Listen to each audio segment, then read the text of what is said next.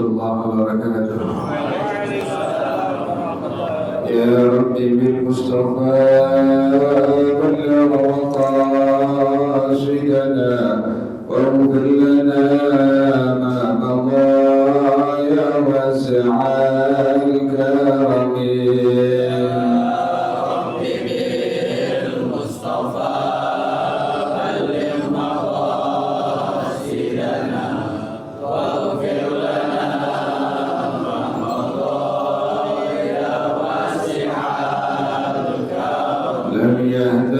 قرض الله مطلقا أبدا وما تثاءب أصلا في مدى الزمن.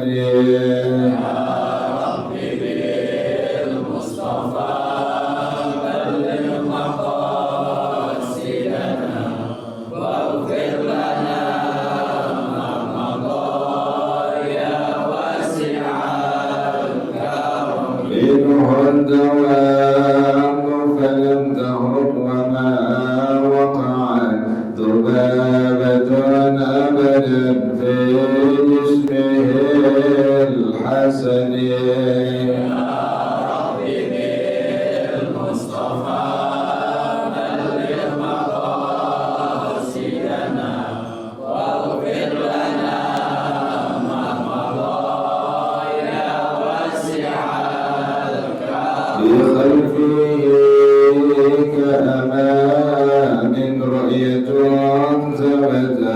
ولا يرى آثار بول منه بعلنية.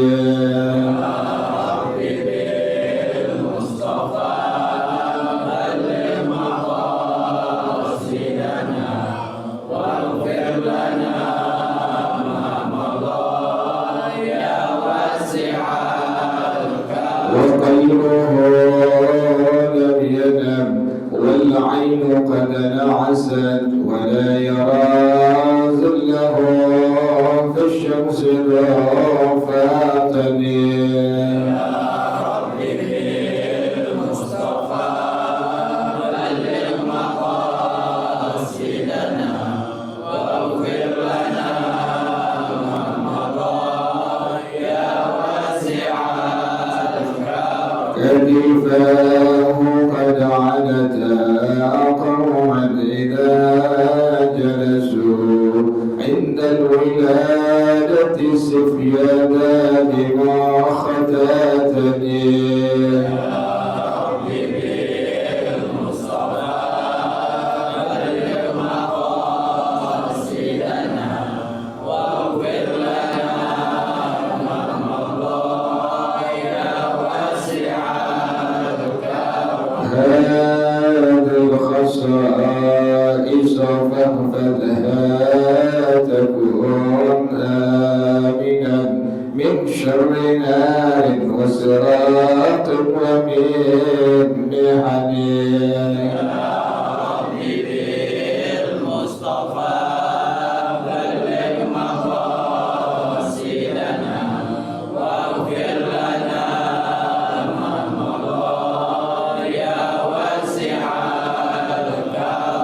مولاي صل وسلم دائما أبدا على حبيبك خير الخلق كلهم. يا رب بالمصطفى بلغ مقاصدنا واغفر لنا ما مضى يا واسع الكرم. اللهم صل وسلم وبارك عليه وعلى آله الفاتح رسول الله صلى الله عليه وسلم. ثم إلى أرواح آبائه وإخوان المرسلين والصحابة أجمعين ومولى مع العاملين. ثم إلى أرواح آبائنا وأمهاتنا وأجدادنا وجداتنا ومشايخنا ومعلمينا في الدين ولجميع المسلمين والمسلمات والمؤمنين والمؤمنات شكر شيخنا ورب أرواحنا الحبيب عبد الرحمن بن أحمد السقاف شيخنا ورب أرواحنا الحبيب علي بن الحبيب عبد الرحمن السقاف شيخنا ورب أرواحنا اهدي الدين بهدي الخير وأصولهم وفروعهم أن الله يتغشاهم بالرحمة والمغفرة أن الله يغفر لهم ويرحمهم ويعلي درجاتهم لدنا ويعيد علينا من بركاتهم وأسرارهم وأنوارهم وعلومهم ونفعاتهم وكراماتهم وإمدادهم بالدين والدنيا والآخرة. الفاتحة على هذه النية وعلى كل نية صالحة جانبة لكل خير دافعة لكل شر وإلى حضرة النبي محمد صلى الله عليه وآله وصحبه وسلم. الفاتحة. أعوذ بالله من الشيطان الرجيم. بسم الله الرحمن الرحيم.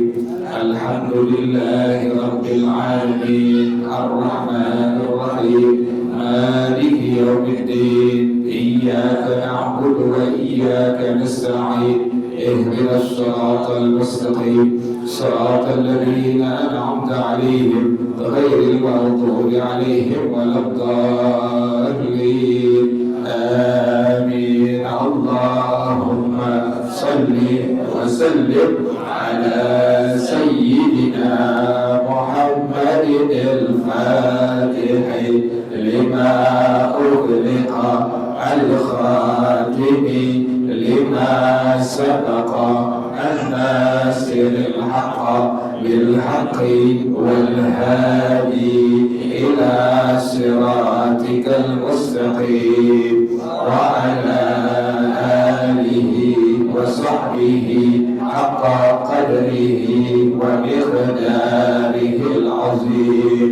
اللهم أخرجنا من ظلمات الوهم وأكرمنا بنور الفهم وافتح علينا بمعرفة العلم وحسن أخلاقنا بالهلم وسهل لنا أبواب فضلك وانشر علينا من خزائن رحمتك يا أرحم الراحمين. عن أبي هريرة رضي الله عنه. بسم الله الرحمن الرحيم. عن أبي هريرة رضي الله عنه قال كان رسول الله صلى الله عليه وسلم إذا أصبح يقول اللهم بك أصبحنا وبك أمسينا وبك نحيا وبك نموت وإليك النشور. أخرجه الأربعة. عن أنس رضي الله عنه قال كان أكثر دعاء رسول الله صلى الله عليه وسلم ربنا آتنا في الدنيا حسنة وفي الآخرة حسنة وقنا عذاب النار. متفق عليه. الله أعلم بالصواب. بسم الله الرحمن الرحيم. الحمد لله رب العالمين والصلاة والسلام على أشرف الأنبياء المرسلين وعلى آله وصحبه أجمعين. قال الشيخ الإمام والمؤلف رحمه الله وعلى من نفع به بركات علومه وبكم في الدارين آمين. قال رضي الله تعالى عنه. بسم الله الرحمن الرحيم. وعن أبي هريرة dari sahabat Nabi Sayyidina Imam Abu Hurairah, beliau bernama Abdul Rahman bin Sakhar radhiyallahu taala anhu, sahabat Nabi yang sangat miskin tapi tidak pernah meninggalkan majlisnya Rasulullah sallallahu alaihi wasallam. Sahabat Nabi macam-macam, ada yang kaya, ada yang kayanya luar biasa, ada yang konglomerat, ada yang miskin seperti luar biasa. Ini sahabat Nabi yang miskin, di antaranya Sayyidina Imam Abu Hurairah yang bernama Abdurrahman bin Sakhar radhiyallahu taala anhu. Dengan kemiskinannya, dengan ketidakpunyaan apa-apaannya, beliau tidak pernah meninggalkan hadisnya Rasulullah sallallahu alaihi wasallam. Makanya gak heran pas Nabi meninggal, semua sahabat Nabi belajar kepada Sayyidina Imam Abu Hurairah radhiyallahu taala anhu. Kenapa demikian? Karena nggak ada yang bisa memasukkan hadis di zaman beliau, dan tidak ada yang berani memasukkan hadis di zaman Sayyidina Imam Abu Hurairah radhiyallahu taala anhu. Jadi ketahuan kalau ada orang yang memasukkan hadis di bawah hadis-hadis yang palsu, ketahuan kan ada jagonya, ada ahlinya, yaitu Sayyidina Imam Abu Hurairah radhiyallahu taala anhu. Makanya kita perlu di kampung-kampung itu ada orang yang ahli-ahlinya pada masing-masing bidangnya. Khususnya untuk bidang agama perlu ahlinya, bukan orang yang cuma dipanggil ustaz atau dipanggil kiai tapi dia bukan ahlinya. Karena sekarang udah marah masuk ke kampung-kampung yang dia bukan ahlinya dipanggil ustaz, yang dia bukan ahlinya dipanggil kiai. Padahal kalau kita lihat dari zaman-zaman generasi muda, masih bujangan, pada lihat kiai-kiai di zaman dahulu era tahun 80-90 itu luar biasa mereka anggurnya. Jadi kalau orang sudah dipanggil kiai, ustaz minimal, itu sudah banyak menguasai ilmu agama. Pertama lughahnya, kedua sorofnya, ketiga nahwunya, keempat bayannya, badiahnya, ma'aninya, mantiqnya, ilmu arabnya, dikuasai semuanya. Jadi kalau ada orang pengen belajar, guru belajar balaghah, bayan, badi', ma'ani, ya silakan. Karena bisa nih guru, karena bisa nih kiai. Guru pengen belajar mantik, bukan mantek ya, bukan ya. Kalau mantek ini dua blok itu ada, gojlok, pan, mantek langsung diajari. Karena demikian, mereka paham, mereka ngerti, mereka punya ilmunya. Sama sekarang, siapapun bisa bergelar ustaz, siapapun bisa bergelar kiai, itu mau siapa? Kan ketahuan, tarikh off record-nya ketahuan. Tapi sekarang pastinya tarikh off record, belajarnya ketahuan. Dia ustaz dipanggil ustaz ini, dipanggil ustaz ini dia, belajarnya misalnya, kan begitu. Baca kitabnya sampai di mana khotamnya. Kita kalau belajar di guru kitab, nggak ada yang terlewat. Bukan model-model kampus. Kalau kampus kan pakai silabusnya berindeks, diambil per judul.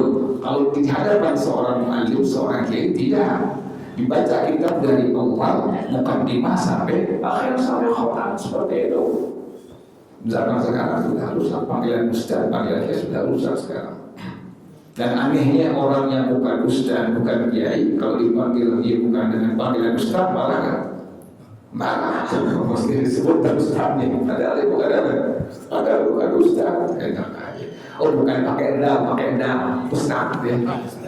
Jadi bukan pakai dal, yang pakai dal ya ustaz. Kalau ustaz, saya juga ustaz ya ustaz, saya tidak pakai dal apa ya? Atau pakai tak silakan ustaz gitu. Jadi bukan ustaz itu berat. Di Timur Tengah, di Mesir, Anda punya teman itu dia bilang kita itu di Timur Tengah belajar kalau sudah S3 baru dipanggil apa? Ustaz. Jadi di Indonesia banyak S3, banyak doktor.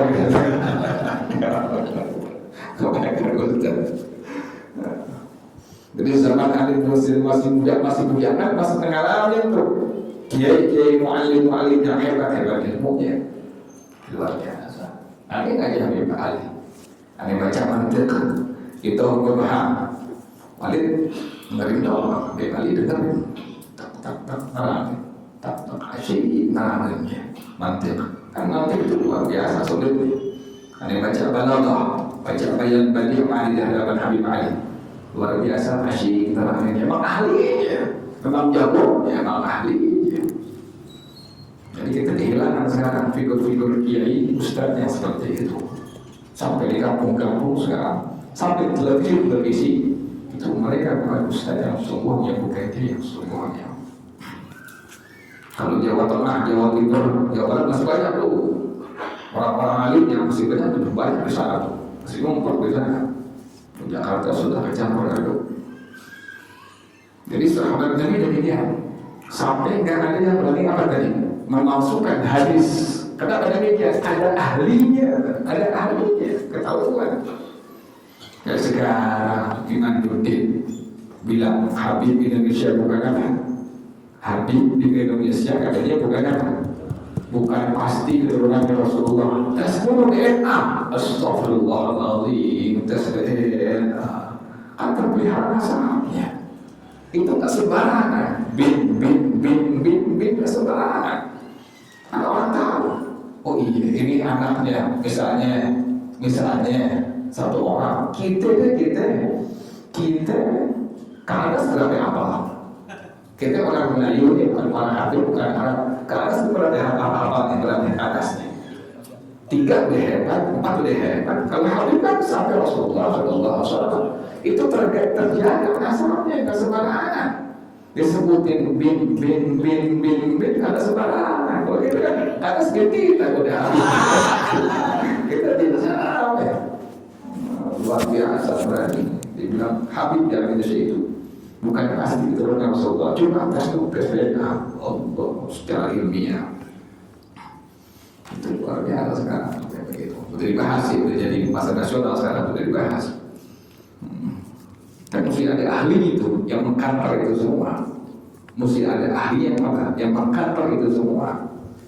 Yang meluruskan masalah itu semua. Karena itu perlu sekarang, sangat perlu generasi akan datang itu perlu daripada guru-guru agama yang memang siap masyarakat memang mumpuni ilmunya, segalanya yang mumpuni. Kita dikasih baca hidup sama guru-guru, udah dijazahin, kita belajar dari guru, sampai kiai Habib dikasih ijazahin baca hidup A, hidup B, hidup C, dibaca, suruh baca, nomor sekian bacanya, baca kita tuh. Jadi ilmu alatnya kita komplit, ilmu fikihnya kita bisa, tasawuf tahu kita kuasain semua juga. Buat doa itu banyak dikasih guru kita, suruh baca hizib A, hizib B, hizib kita baca semua. Jangan tinggal Quran, jangan kita baca Ratibul Afdal, Ratibul Hadam. Ini sahabat Nabi Sayyidina Imam Abu Hurairah radhiyallahu anhu. Ada bingung masuk sini. Ada bingung dulu sini masih banyak kiai, masih muallim masuk sekarang kemarin. Siapa itu? Ustaz siapa? Kita bingung. Jadi semua sekarang yang pakai selendang daripada saya. Dia pakai selendang sebenarnya lagi Ustaz. Bingung siapa Ustaz. Ada yang bilangin bisa nggak dia barang bilang Ustaz. Semua Ustaz Oscar lagi takut. Jangan omar, nggak apa ya Ustaz. Ketahuan kan, orang kan ketahuan. Dia pernah mendengarnya saya. Bisa nggak baca itu kitab kuning? Bisa nggak diartiin? Bisa nggak dipahami? Bisa nggak dimengerti? Jadi sahabat Nabi Sayyidina Imam Abu Hurairah radhiyallahu ta'ala anhu, dulu Walid bin Ali itu bilang bagaimana? Kejadian sorban aman, kejadian sorban itu zaman sekarang kan bilang waktu aneh ngaji. Apa kali itu? Kalau bilang kejadian sorban orang sekarang, kejadian sorban ilmunya kagak. Kalau sorban yang benar ilmunya kagak. Kalau yang ketahuan belajarnya, insya Allah selamat. Dia yakin ketahuan belajarnya. Tahu kita Assalamualaikum warahmatullahi wabarakatuh. Jadi ini saya dari Imam Abu Hurairah radhiyallahu ta'ala anhu, sahabat Nabi yang miskin tapi tidak pernah meninggalkan hadisnya Rasulullah sallallahu alaihi wasallam. Dan beliau ini selalu menggunakan sorban. Nabi pun demikian. Nabi menggunakan sorban. Sorban yang dipakai di sini disebut sebagai al-rida namanya. Ini sunnah. Ente sembahyang pakai sorban al-rida ini hukumnya sunnah. Atau sorban yang dipakai di kepala, di peci, itu namanya imamah. Itu juga hukumnya sunnah. Ada yang lihatkan sesuatu orang bilang apa itu karena orang pakai sorban yang begini-begini.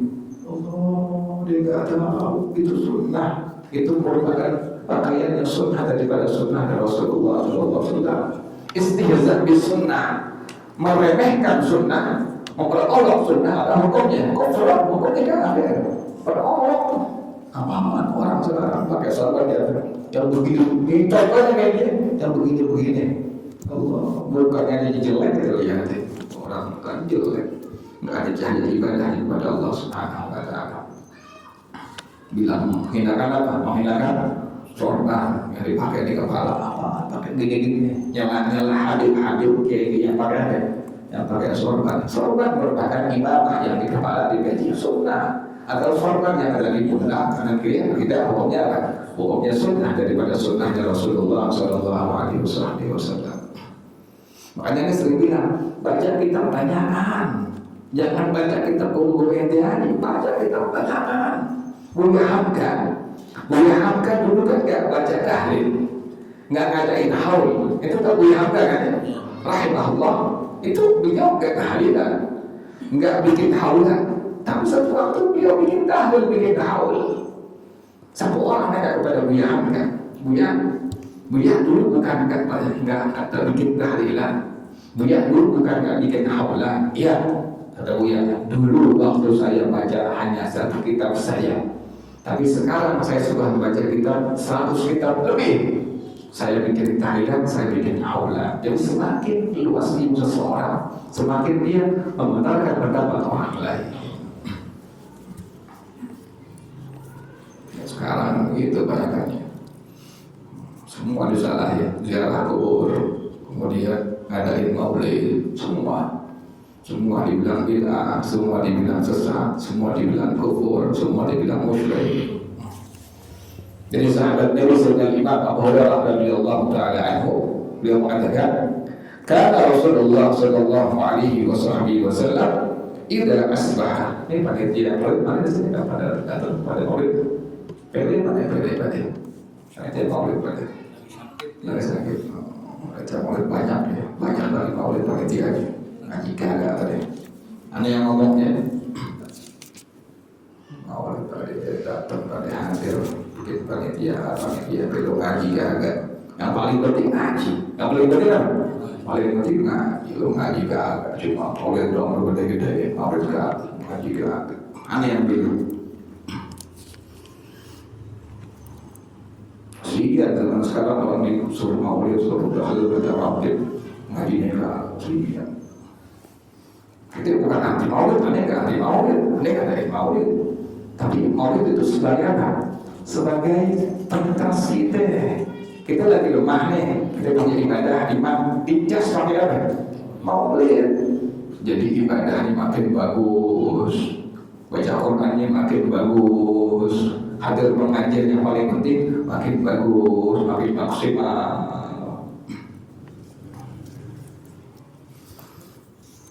Kata beliau dari Abu Hurairah radhiyallahu taala anhu, apa kata beliau? Kana Rasulullah sallallahu alaihi wasallam idza asbaha yaqulu. Apabila Rasulullah masuk di waktu pagi hari. Jadi kana ini lil muwazabah. Jadi kalau ente membaca hadis ketemu kalimat kana, maka kana pada hadis dia punya fungsinya lil muwazabah. Artinya apa? Rasulullah sallallahu alaihi wasallam tidak pernah meninggalkan doa ini, tidak pernah meninggalkan zikir ini. Itu kalimat kana seperti itu.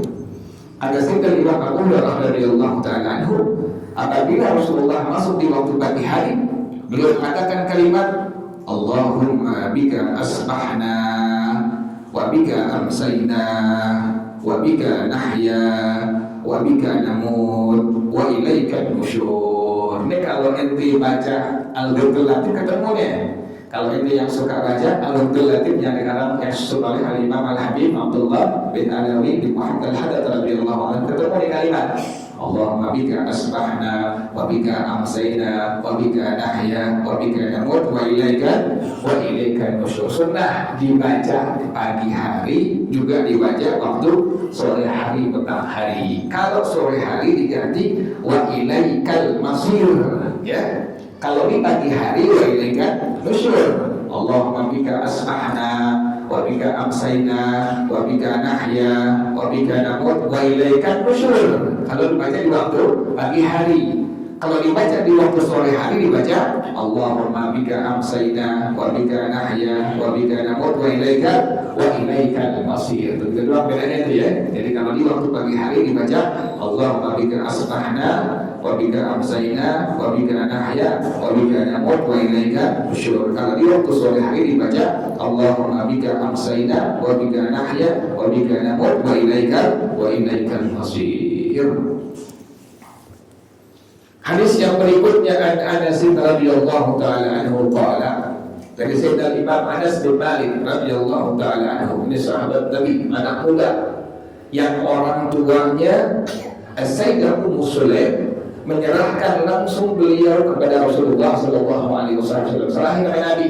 Diserahin untuk apa?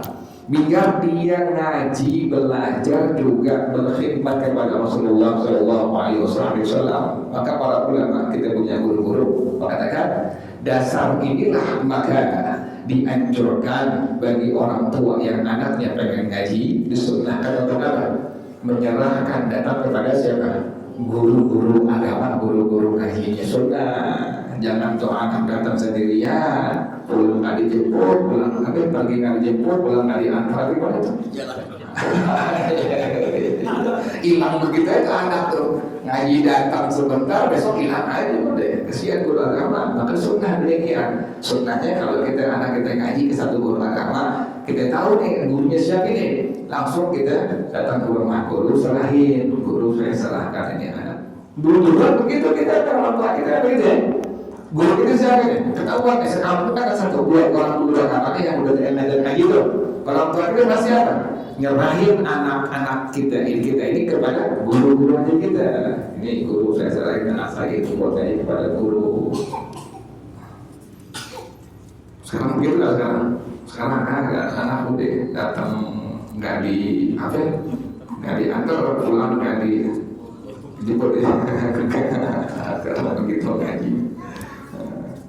Sayyidina Anas demikian, langsung Sayyidah Ummu Sulaim yang langsung datang kepada Rasulullah sallallahu alaihi wasallam, langsung datang nyerahin Sayyidina Anas. Dia bilang, ya Rasulullah, semua orang-orang laki perempuan Ansar itu mereka semua sering berikan hadiah kepada engkau. Dan orang-orang Ansar itu orang-orang yang ada di kota Madinah, sahabat dari senang ngasih ada hadiah kepada Rasulullah sallallahu alaihi wasallam. Ada yang kasih duitnya, ada yang kasih unta, ada yang kasih kambingnya kepada Rasulullah sallallahu alaihi wasallam. Sayyidah Ummu Sulaim enggak punya apaan. Kata beliau, saya punya hanya anak laki-laki ini satu-satunya. Saya serahkan kepada engkau Rasulullah sallallahu alaihi wasallam, belajar kepada engkau, khidmat kepada engkau. Sayyidina Anas langsung Nabi doakan. Yang pertama doanya, Allahumma akthir waladahu wa akthir malahu. Yang kedua, yang ketiga adalah Nabi doakan wa atil umrahu. Nabi doakan pertama, Allahumma akthir amwalahu. Ya Allah, perbanyak harta daripada Sayyidina Anas. Paling kaya konglomerat adalah Sayyidina Anas bin Malik radhiyallahu taala anhu. Yang kedua, akthir malahu. Ya Allah, perbanyak hartanya ya Allah. Paling kaya, kemudian anaknya banyak. Anaknya berapa? Al-Imam As-Suyuti rahimahullah kata beliau, Sayyidina Anas bin Malik anaknya ada 120 anak. 120 anak. Begitu belum habis zaman sekarang ya. Itu keberkahan dari doanya Rasulullah sallallahu alaihi wasallam. Berapa umur beliau? Umur beliau 99 tahun. Panjang umurnya beliau. Sampai kata para ulama, Sayyidina Anas minta mati kepada Allah, tapi Allah nggak matiin. Kalau kita kan minta ada panjang umur ya Allah. Boleh nggak? Boleh, silahkan. Panjang umur dalam ibadah kepada Allah silahkan diperbolehkan. Tapi ingat, tetap umur itu sesuai yang Allah tentukan. Jadi nggak bisa apa? Nggak bisa panjang. Cuma nanti ada keberkahan dari umur kita. Umur kita yang singkat, yang pendek, yang 40 tahun, yang 50 tahun, 60 tahun, Allah berikan kita kekuatan ibadah kepada Allah. Itu namanya Allah berikan keberkahan pada umurnya. Kalau bisa pas ulang tahun jangan pakai tip lilin ya, caranya. Kalau usah pakai apa? dipilih happy birthday tahu jangan dipilih, jangan nggak usah untuk kerjaan daripada orang di luar Islam tuh. Tiup lilin itu mewariskan fakir. Orang kalau tiup lilin mewariskan fakir.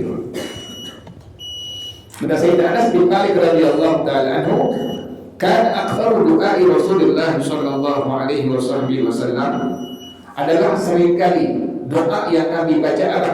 Rabbana atina fid dunya hasanah wa fil akhirati hasanah wa qina adzabannar. Jadi Nabi sering baca doa ini yang kita bilang doa sabu jagat. Kita kan malu, padahal ini doa yang sering Nabi baca di kalimat doanya. Rabbana atina fid dunya hasanah wa fil akhirati hasanah wa qina adzabannar. Makanya kalau kita jadi imam, kalau bisa doa jangan apa?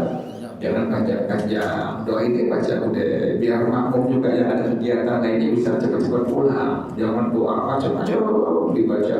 Rabbana zalamna anfusana, amin. Udah kelar nih. Rabbana hab lana min azwajina, udah kelar nih. Rabbana la tu'akhidna, terus dibaca setengah jam doanya. Cukup baca doa ini aja udah. Rabbana atina fid dunya hasanah wa fil akhirati hasanah wa qina adzabannar. Ada punya guru bilang, kalau kita dengan zikir lamaan di rumah, kalau pengen doa lamaan di mana? Di rumah. Kalau pengen zikir lamaan di rumah, kalau pengen doa lamaan di mana? Di rumah semua. Kita kan terbalik. Di masjid, di mushola kayak waliullah, lama baca doanya, baca zikirnya lama. Kira di rumah berapa baca segala macam. Jadi kalau bisa kita demikian. Kenapa demikian? Menjaga keikhlasan kita kepada Allah dalam ibadah kepada Allah Subhanahu wa taala. Jadi demikiannya doa yang sering kali baca adalah kalimat tadi apa? Rabbana atina fid dunya hasanah wa fil akhirati hasanah wa qina adzabannar. Muttafaqun alaih. Ini hadis riwayat Al-Imam Al-Bukhari, Al-Imam Muslim radhiyallahu taala anhuma. Wallahu a'lam bis-shawab. Al-Fatihah. أعوذ بالله من الشيطان الرجيم. بسم الله الرحمن الرحيم. الحمد لله رب العالمين الرحمن الرحيم مالك يوم الدين. إياك نعبد وإياك نستعين. اهدنا الصراط المستقيم صراط الذين أنعمت عليهم غير المغضوب عليهم ولا الضالين. آمين. يا ربنا اعترفنا وأننا أسرفنا وعلى لظى أشرفنا فتب علينا توبة تغسل كل حوبة واستر لنا العورات وآمن الروعات واغفر لوالدينا ربي ومولودينا والأهل والإخوان وسائر الخلان وكل ذي محبة أو غيرة أو صحبة والمسلمين أجمع. آمين. ربي أسمع فضلا وجودا منا لا باكتساب منا بالمصطفى الرسول أحظى بكل سرور. صلى وسلم ربي عليه أدى الحمد والآل والأصحاب عدادة الصحب والحمد لله في البدء والتناهي. bersama-sama subhanallahumma wa bihamdika asyhadu an la ilaha illa anta astaghfiruka wa atubu ilaik. Alhamdulillah